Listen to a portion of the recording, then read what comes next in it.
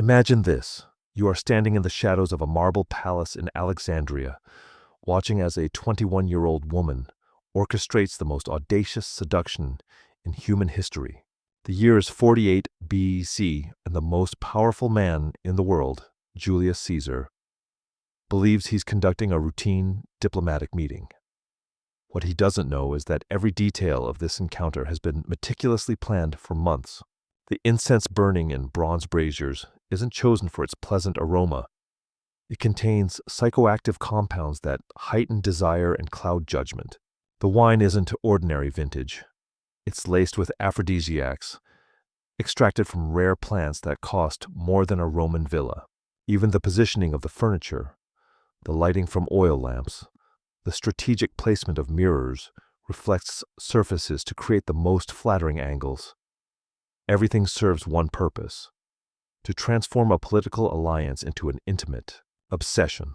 Picture this scene unfolding before your eyes. Caesar, the conqueror of Gaul, the man who crossed the Rubicon, sits completely unaware that he's about to become the target of seduction techniques so sophisticated they would make modern psychological warfare experts take notes.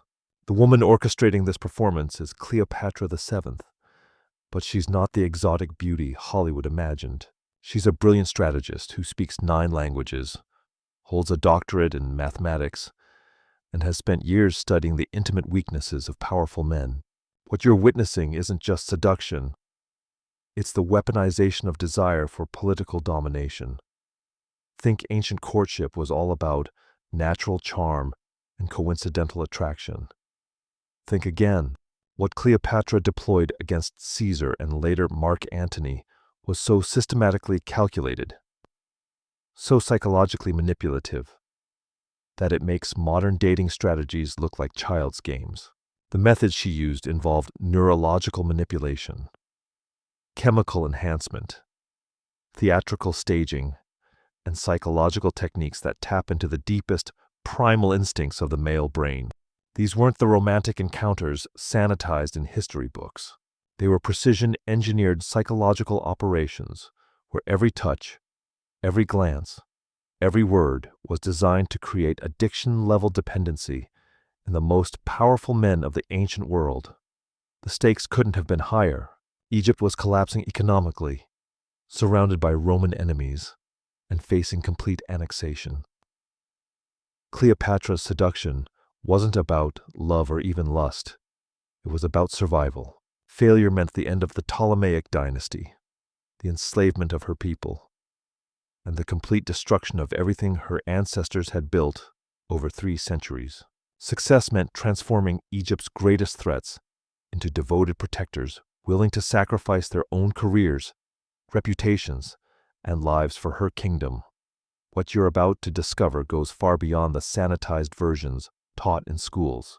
We're diving into the actual techniques documented in papyrus scrolls, the chemical formulations recorded by palace scribes, the psychological manipulation strategies passed down through generations of Ptolemaic women.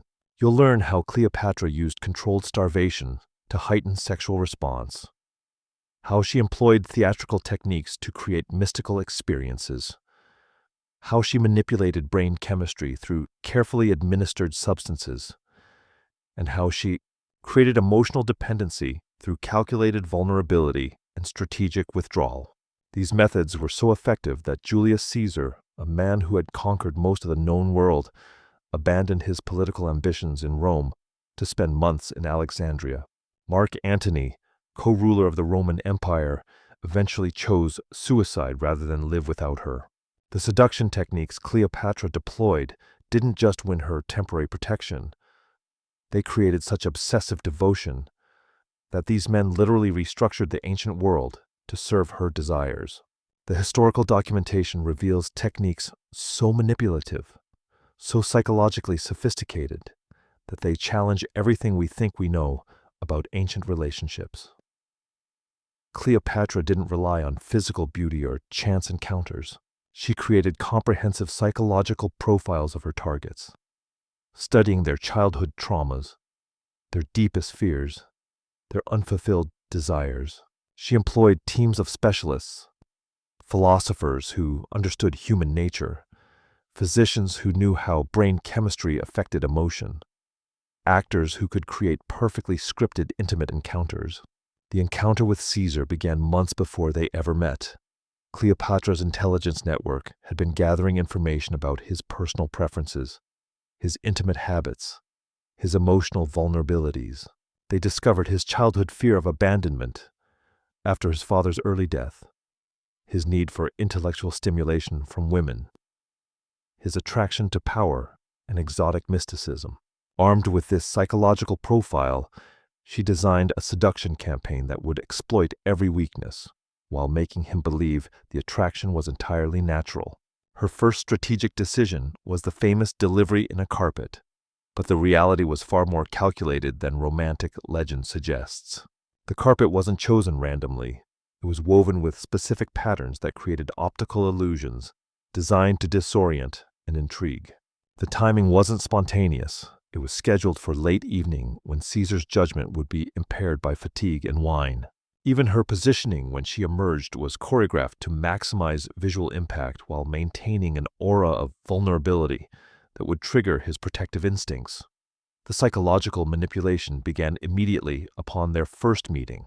Cleopatra had studied Caesar's communication patterns and mirrored his gestures, speech rhythms, and emotional responses.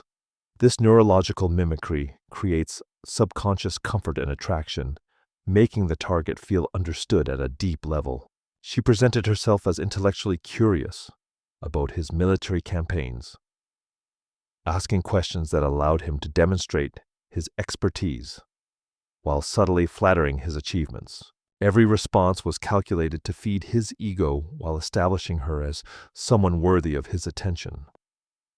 The physical environment of their encounters was engineered for maximum psychological impact.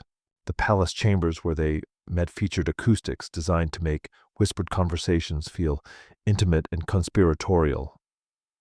The temperature was carefully controlled to encourage the removal of outer garments while maintaining comfort. The lighting from oil lamps was positioned to cast flattering shadows while making direct eye contact feel intensely personal.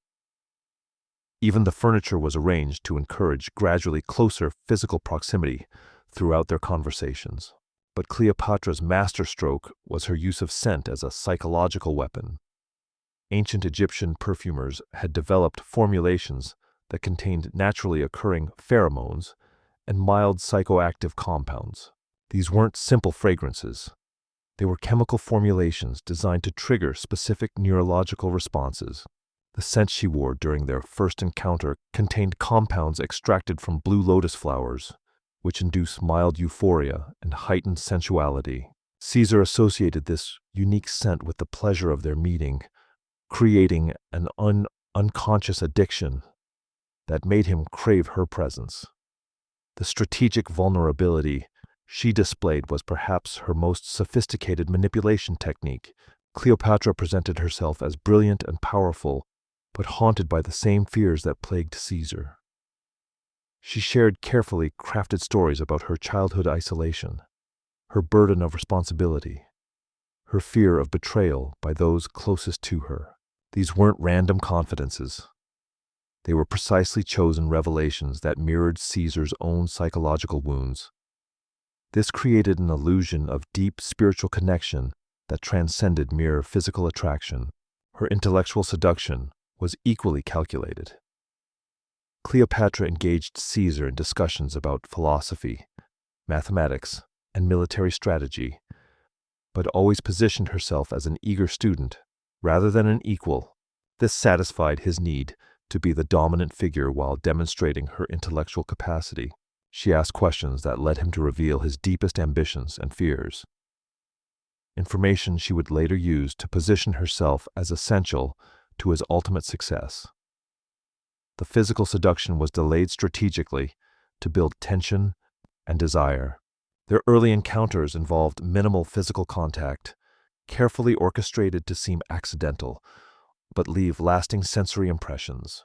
A brief touch while examining a map, fingers brushing while reaching for the same scroll, standing close enough to feel body heat while discussing military formations. Each contact was designed to increase anticipation while maintaining the pretense of purely intellectual interaction. Now that you've witnessed how Cleopatra systematically dismantled Caesar's psychological defenses, you're beginning to see the patterns hidden in history's most famous seductions. If uncovering these buried techniques of emotional manipulation resonates with your curiosity about human psychology and political strategy, subscribing ensures you never miss these deep dives into the real methods that shaped world events. The psychological warfare waiting ahead will challenge everything you thought you knew about influence, attraction, and the hidden mechanics of power. When Cleopatra finally allowed physical intimacy, it was orchestrated as the natural culmination of intense intellectual and emotional connection. The setting was her private study, surrounded by scrolls and astronomical instruments, reinforcing their bond as fellow scholars. The transition from conversation to intimacy felt inevitable rather than planned, though every moment had been carefully choreographed. She had studied Caesar's preferences through her intelligence network and tailored the encounter to exceed his expectations while maintaining an aura of spontaneous passion. The chemical enhancement of their intimate encounters went far beyond simple aphrodisiacs. Cleopatra employed a sophisticated understanding of how various substances affect human psychology and physiology.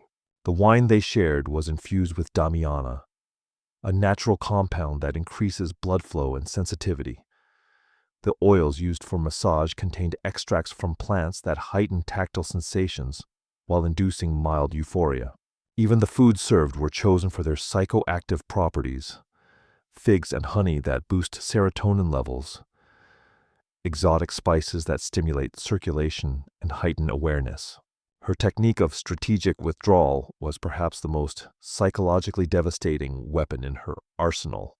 After establishing intense intimacy with Caesar, Cleopatra would suddenly become unavailable, citing urgent royal duties or religious obligations.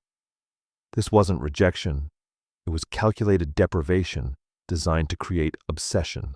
Caesar, accustomed to having his desires immediately satisfied, found himself craving her attention with an intensity that surprised him. The unpredictability of her availability made every moment in her presence feel precious and desperately sought. The religious and mystical elements of her seduction served multiple psychological purposes. Cleopatra presented herself as the reincarnation of Isis, the Egyptian goddess of magic and motherhood. This wasn't mere role-playing, it was a sophisticated manipulation that elevated their relationship beyond the merely political or physical. By positioning herself as divinely chosen, she created a psychological framework where opposing her wishes felt like defying the gods themselves. Caesar, despite his Roman skepticism, found himself drawn into this mystical narrative that made their union feel destined rather than calculated. The strategic use of gifts and luxury served to create psychological dependency through sensory addiction. Cleopatra introduced Caesar to pleasures unavailable anywhere else in the ancient world. Rare foods that stimulated unique combinations of taste and texture, fabrics so fine they felt like liquid against the skin, perfumes that created entirely new olfactory experiences. These weren't simple luxury items. They were carefully chosen to create sensory memories that could only be satisfied in her presence. Caesar began to associate ultimate pleasure and satisfaction with being in Egypt, with being near her. Her mastery of theatrical presentation transformed every encounter into a performance designed for maximum psychological impact. When Caesar expressed interest in her naval capabilities, she arranged a demonstration that was actually an elaborate seduction. The royal barge was decorated with gold and precious stones that caught the Mediterranean sunlight. She appeared dressed as Aphrodite, the goddess of love, served by attendants costumed as nymphs and cupids. The display wasn't about impressing him with Egypt's wealth. It was about creating a fantasy experience where she was the central figure in a divine spectacle. The psychological profiling techniques Cleopatra employed would impress modern intelligence agencies. She maintained detailed records of Caesar's emotional responses, his preferences in food, wine, entertainment, and intimacy. She noted which topics made him passionate, which memories made him melancholy, which ambitions drove his decision-making. This information was compiled into what we would now call a comprehensive psychological profile, allowing her to predict his reactions and manipulate his emotional state with surgical precision. The isolation technique she employed gradually separated Caesar from his usual sources of counsel and comfort. She provided him with luxuries and pleasures that made Rome seem austere and demanding by comparison. She introduced him to intellectual and sensual experiences that were unavailable elsewhere, creating a form of psychological dependency. Slowly, almost imperceptibly, she became his primary source of satisfaction, advice, and emotional support. When he thought about returning to Rome, he was simultaneously contemplating giving up everything that had come to define pleasure and meaning in his life. Her strategic use of jealousy was particularly sophisticated. Cleopatra would arrange for Caesar to witness other powerful men seeking her attention, but always in controlled circumstances where he could observe her apparent disinterest in their advances. This technique simultaneously demonstrated her desirability to other powerful figures, while reassuring him of his special status.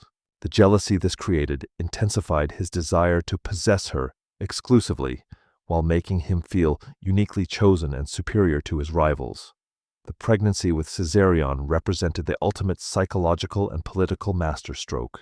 Whether the child was actually Caesar's or strategically timed to coincide with their relationship, its existence created an emotional bond that transcended mere personal attraction. Caesar, who had struggled with fertility in his Roman marriages, saw the child as proof of their special connection and his own virility. The pregnancy transformed their relationship from a temporary alliance into what felt like a permanent bond, with stakes that extended beyond their individual lives. The economic integration strategy ensured that Caesar's personal satisfaction became tied to Egypt's prosperity. Cleopatra gradually involved him in Egyptian trade networks, agricultural improvements, and architectural projects. She made him personally invested in Egypt's success by making their partnership essential to projects he had become emotionally committed to completing. Caesar found himself in the position where abandoning their relationship would mean abandoning important achievements and investments that had become part of his identity. Her mastery of timing and communication was crucial to maintaining psychological control. Cleopatra never immediately responded to Caesar's letters or requests for meetings. Instead, she calculated delays that would create anticipation without causing anger. She studied his psychology carefully enough to know exactly how long she could make him wait before his desire turned to frustration. This timing was so precise that Caesar often found himself more eager to see her after delays than he had been originally. The religious festivals and ceremonies she arranged served as elaborate psychological theater designed to reinforce her power and mystique. During these events, Caesar witnessed thousands of Egyptians treating Cleopatra with religious reverence, bowing before her as a living goddess. The psychological impact of seeing her worshipped by masses of people elevated her status in his mind beyond that of a mere political ally or romantic partner. She became something approaching divine, making opposition to her wishes feel not just politically unwise, but spiritually dangerous. When Caesar was assassinated in 44 BC, Cleopatra faced the challenge of transferring her psychological techniques to a completely different target. Mark Antony presented unique challenges because he was aware of her reputation for seducing powerful Romans. His psychological profile revealed different vulnerabilities. Where Caesar had been intellectually driven and emotionally guarded, Antony was hedonistic and emotionally volatile. Cleopatra would need to completely redesign her approach while maintaining the core principles that had proven effective. The famous meeting at Tarsus represented the culmination of months of intelligence gathering and strategic planning. Cleopatra's spies had provided detailed information about Antony's preferences for spectacle, luxury, and dramatic presentation. They had studied his intimate habits, his drinking patterns, his response to different types of entertainment. Armed with this psychological profile, she designed a seduction that would overwhelm his senses while positioning herself as the ultimate fantasy made manifest. The golden barge was not simply a display of wealth. It was a carefully engineered psychological weapon designed to create sensory overload and emotional vulnerability. Every detail was calculated for maximum impact. The gold reflected sunlight in patterns that created almost hypnotic visual effects. The purple sails were dyed with the most expensive pigments available, creating a color so rich it seemed otherworldly. The scents from burning incense contained psychoactive compounds that induced mild euphoria and heightened receptivity to suggestion. Cleopatra's costume as Aphrodite was psychologically brilliant because it transformed her from a foreign queen seeking alliance into the goddess of love herself. This wasn't mere theater. It was psychological programming designed to bypass Antony's rational defenses and appeal directly to his subconscious desires. When he looked at her, his brain processed not just an attractive woman, but the embodiment of every fantasy about divine, feminine power and sexuality. The acoustic engineering of the barge enhanced the psychological impact of her presentation. Musicians were positioned to create sound that seemed to emanate from the water itself, as if the gods were providing a soundtrack to her arrival.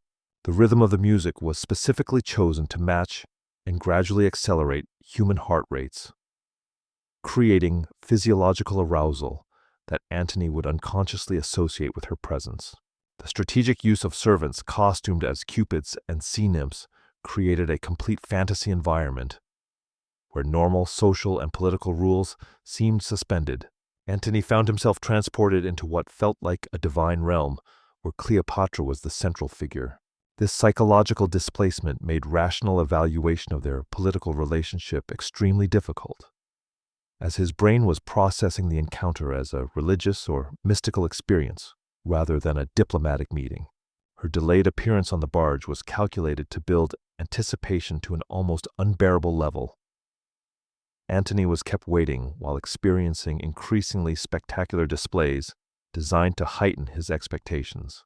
By the time Cleopatra finally appeared, his psychological state had been carefully prepared to receive maximum impact from her presentation. The timing was so precise that her appearance felt like the answer to desires he hadn't fully conscious he was experiencing.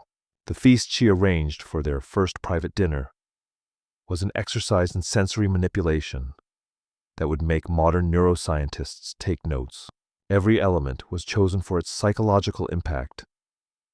Foods that stimulated specific neurotransmitters, wines that enhanced emotional openness, scents that created unconscious associations with pleasure and safety. The progression of the meal was designed to gradually lower inhibitions while heightening sensitivity to touch, taste, and emotional connection. The conversation techniques she employed with Antony were completely different from those she had used with Caesar, demonstrating her sophisticated understanding of individual psychology. Where Caesar had responded to intellectual challenge and strategic discussion, Antony was motivated by emotional intensity and dramatic narrative. Cleopatra positioned herself as the protagonist in epic stories of divine love and heroic adventure, with Antony cast as the legendary hero worthy of such a goddess. Her strategic use of vulnerability with Antony was calculated to appeal to his need to be seen as a protector and savior. She revealed carefully chosen fears about Roman threats to her kingdom, presenting herself as a powerful queen who needed a worthy champion. This wasn't weakness. It was a sophisticated manipulation that made Antony feel simultaneously powerful and necessary. She had studied his psychology enough to know that he was motivated by the opportunity to play the hero in dramatic circumstances. The physical seduction with Antony was far more immediate and intense than her approach with Caesar, reflecting her understanding of his different psychological makeup. Where Caesar had required intellectual connection, Before physical intimacy, Antony responded to immediate sensory gratification. Cleopatra orchestrated encounters that overwhelmed his senses with luxury, pleasure, and variety, creating experiences so intense they became addictive. The psychological dependency she created with Antony was based on her ability to provide increasingly extreme and exotic experiences.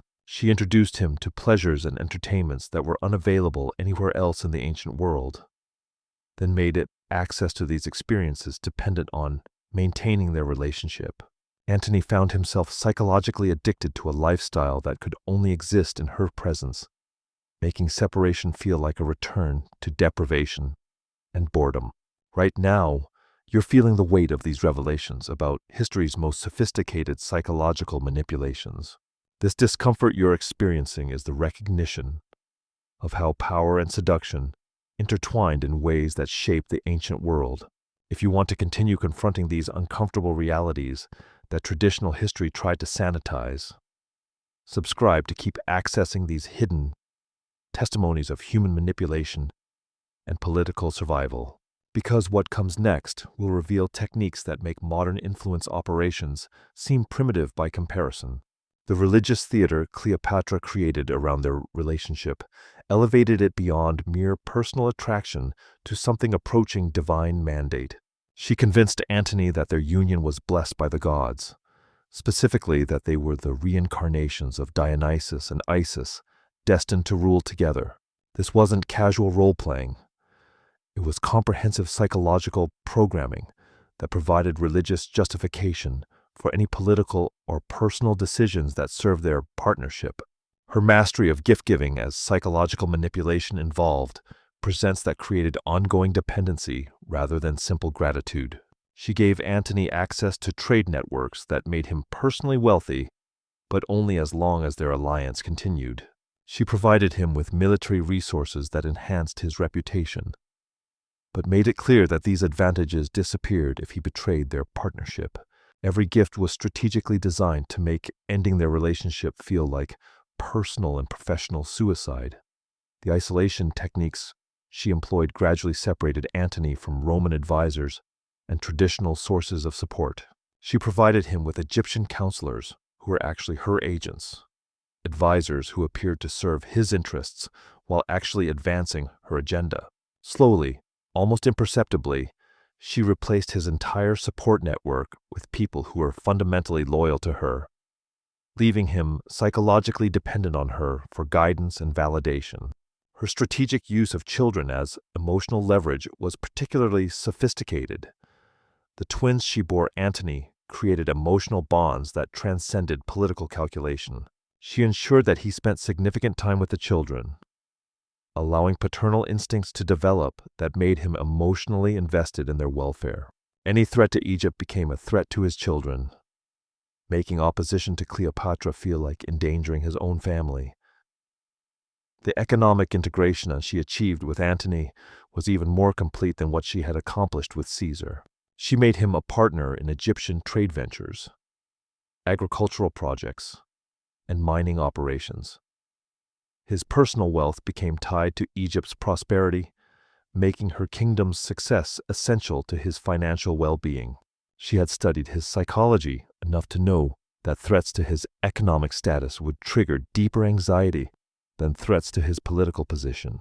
Her manipulation of information flow ensured that Antony's understanding of Roman politics was filtered through her perspective.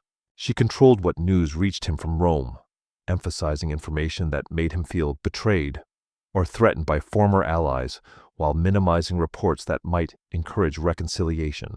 This information management gradually convinced him that Egypt was his only true refuge and she was his only reliable ally. The entertainment and luxury she provided created such intense sensory satisfaction that Rome began to seem austere and demanding by comparison. She arranged hunting expeditions, philosophical discussions, theatrical performances, and intimate encounters that provided constant stimulation and pleasure. This wasn't mere hedonism. It was calculated to make Antony psychologically addicted to a lifestyle that could only exist in her presence. Her timing of major relationship developments was crucial to maintaining psychological control. When Antony showed signs of considering return to Rome, she would announce pregnancies, arrange spectacular celebrations, or create crises that required his immediate attention. These interventions were so perfectly timed that they seemed like natural developments rather than calculated manipulations, but they consistently prevented him from making decisions that would threaten their partnership. The psychological programming she employed convinced Antony that their relationship was historically significant beyond mere personal happiness. She positioned their partnership as a new model for governing the ancient world, a fusion of Roman military power and Egyptian wealth and wisdom. This grandiose narrative made their relationship feel like a world historical mission rather than a temporary alliance, making any betrayal feel like abandoning humanity's future. The network of spies and informants she maintained in Rome ensured that she was always several steps ahead of potential threats to their relationship. When Roman senators moved against Antony, she knew about their plans before he did. When Octavian prepared propaganda attacks, she was ready with counter-narratives. This information advantage allowed her to seem prescient and indispensable, while positioning herself as his only reliable source of intelligence about threats to his position. Her mastery of creating shared enemies was particularly effective in solidifying their bond. She identified Octavian as a mutual threat and provided evidence of his plans against both Egypt and Antony. This wasn't entirely fabricated, but she amplified and interpreted Roman political developments in ways that made cooperation between them feel like the only path to survival. By creating an external enemy, she made their alliance feel necessary rather than convenient. The final psychological manipulation was her strategic approach to their deaths after the Battle of Actium. Even facing defeat, she maintained psychological control by positioning their suicide as a choice of honor rather than an acknowledgement of failure. She convinced Antony that dying together was the ultimate expression of their divine love, that their deaths would make them immortal examples of true passion, transcending political circumstance. Even in death, she managed to control the narrative and transform their defeat into romantic legend. The effectiveness of Cleopatra's psychological techniques is demonstrated by their lasting impact on world history. Her relationship with Caesar resulted in Egypt avoiding Roman annexation for another 2 decades and established her son as a potential heir to Caesar's power. Her partnership with Antony created a political alliance that controlled half the Mediterranean world and came close to defeating Octavian's forces. These weren't temporary infatuations that briefly influenced powerful men. They were comprehensive psychological operations that fundamentally altered the political landscape of the ancient world. The sophistication of her methods challenges modern assumptions about ancient psychological understanding. Cleopatra employed techniques that wouldn't seem out of place in contemporary intelligence operations. Comprehensive psychological profiling, strategic information management, neurochemical manipulation through controlled substances, environmental engineering for maximum psychological impact, and long-term relationship dependency creation. Her success demonstrates that ancient rulers had access to psychological knowledge that in many ways exceeded what was available even a century ago. The historical documentation of her techniques comes from multiple sources that allow us to reconstruct her methods with surprising accuracy. Roman historians, despite their political bias against her, provide detailed accounts of her psychological strategies. Egyptian papyrus documents describe the substances and preparations used in her seduction campaigns. Archaeological evidence from her palaces reveals the environmental modifications designed to enhance psychological manipulation.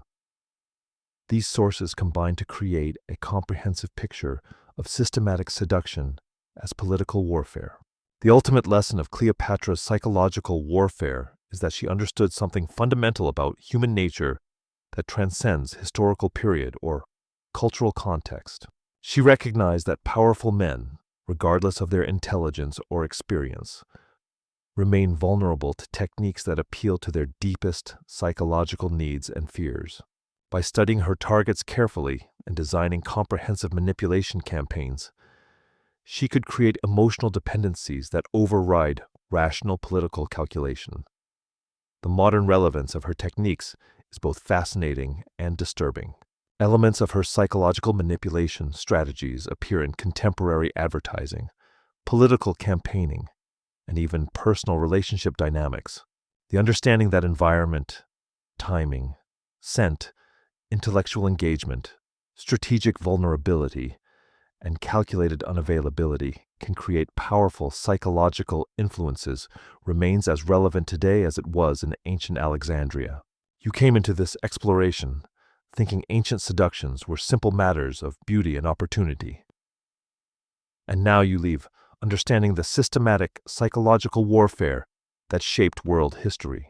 This transformation of perspective is exactly why these hidden historical realities matter. If this journey into the sophisticated manipulation techniques of the ancient world has awakened your appetite for truth about how power really operates, subscribing means you'll continue accessing these revelations that demonstrate the timeless patterns of human psychology and political control. Your curiosity about the real mechanisms behind historical events deserves to be fed with accurate analysis of how influence, attraction, and power actually work rather than sanitized fairy tales about romance and coincidence. Cleopatra's legacy as history's most effective psychological manipulator rests not just on her individual victories, but on her demonstration that comprehensive understanding of human psychology could overcome seemingly impossible political odds. A small kingdom surrounded by the greatest military power in history survived and thrived for decades because one woman understood how to identify, target, and systematically exploit the psychological vulnerabilities of powerful men. Her techniques weren't magical or mysterious. They were the practical application of sophisticated psychological knowledge to political problems. The true horror and brilliance of her methods lies in how completely she could reshape the priorities and loyalties of men who had spent lifetimes building political careers and military reputations. Caesar and Antony weren't weak or naive individuals easily swayed by feminine charm. They were among the most intelligent, experienced, and psychologically resilient leaders in human history. That Cleopatra could reprogram their fundamental motivations and decision-making processes demonstrates psychological manipulation skills that remain unmatched in recorded history. Understanding Cleopatra's real methods forces us to reconsider not just ancient history, but the nature of power, influence, and human psychology itself. Her success reveals that systematic psychological manipulation, when applied with sufficient knowledge and resources, can overcome almost any political or military disadvantage. The implications of this understanding extend far beyond historical curiosity into fundamental questions about human vulnerability, the nature of free will, and the hidden mechanisms that shape even the most important political decisions. In our own era of sophisticated propaganda, political manipulation, and psychological influence operations, Cleopatra's techniques serve as both warning and instruction manual. They demonstrate the power of comprehensive psychological profiling, environmental manipulation, chemical enhancement, and strategic emotional dependency creation. They show how individual relationships can be weaponized to achieve political objectives, and how even the most powerful people remain vulnerable to systematic psychological manipulation by those who understand their deepest needs and fears. The queen who made herself into a goddess, who turned her enemies into devoted lovers, who transformed military threats into protective champions, represents the ultimate expression of psychology as political weapon. Her story reminds us that behind every great historical transformation lie individual human relationships shaped by the hidden dynamics of influence, manipulation, and the eternal human needs for love, validation, and meaning that make even the most powerful among us surprisingly vulnerable to those who understand how to exploit our deepest psychological vulnerabilities.